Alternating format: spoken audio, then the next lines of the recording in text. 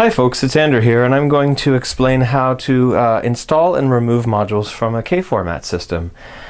So the K-format, or Kilpatrick format, is really easy. Unlike most modular systems, there's no internal power cables, and there's also no rack screws on the rails of the modules. The modules basically just plug and unplug from an internal chassis, and they're held in place by a central retaining screw so that when you unplug the patch cords, you don't pull the modules out as well. Let's start by taking out this K5 filter amp right here. First, check that the power to the system is off. You shouldn't plug and unplug modules with the power on. Then disconnect the patch cables that are plugged into the module. Start by using a 2.5mm hex key and put it straight down the center hole. You'll feel it go into a hex bolt that's inside there. That's a captive bolt, so that it won't come completely free when you loosen it. Loosen it till it feels, or you can hear a click, and it feels like it's loose. And set the Allen key or the hex key aside. Then put a patch cord or something in the end that's toward the other row of modules if you have a two-row system. And use that to sort of pry the module forward a little bit. Don't use the pots to pull on the module. Wiggle it back and forth, and then just lift it right out. And then you'll see down inside there's 4 banana jacks in here. This one's offset a little bit so that it's not possible to plug the module in upside down. And then there's a standoff here, and that's the center retaining screw on the module. Basically, to put it back in, you don't actually have to do up the screw. You can leave it out if you're going to rearrange a whole bunch of modules. You might want to leave it out because you can use the sides to get out the other modules more easily.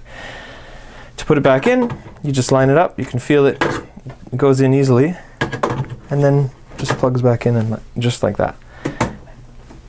And when you do up the center screw, just make sure, don't over tighten it. Just do it so it's snug. You don't have to really go crazy on it. It has a stop underneath so that you shouldn't be able to do it up too hard and break the PCBs inside. But it doesn't need to be super tight. It just needs to make sure that when you plug and unplug cables, they don't move around. So let's take this K2 module out, and we're going to run it outside the system because maybe you want to calibrate something, and this has some internal trim pots that you might want to adjust. So let's use the banana cord that we used before. Use that to pry it out. Take the module out. And this time I'll show you. You can see there's the retaining screw. It's an M3 screw, and it has a lock nut on it to keep it in there, and it's captive, and it goes through both layers so that it stays standing straight. And then these are just banana plugs that are mounted on the board.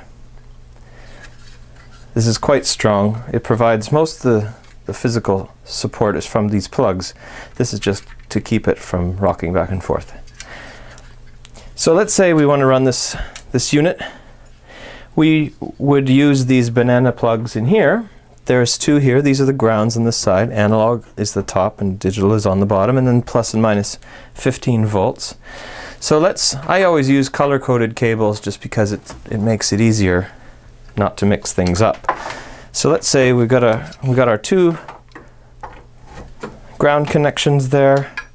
I'm going to use a red cable for plus 15. That's color-coded red on the inside jack. And then there's a gray one here. I'm going to use gray for the minus 15. Now, on the module, if you turn it over, obviously it's the other way. So what I use is the side of the plug has a hole in it, and that's so you can stack on the sides. So this one, oops, goes like this, of course. This one goes here, so imagine that you've got it flipped over. The other one goes the other place.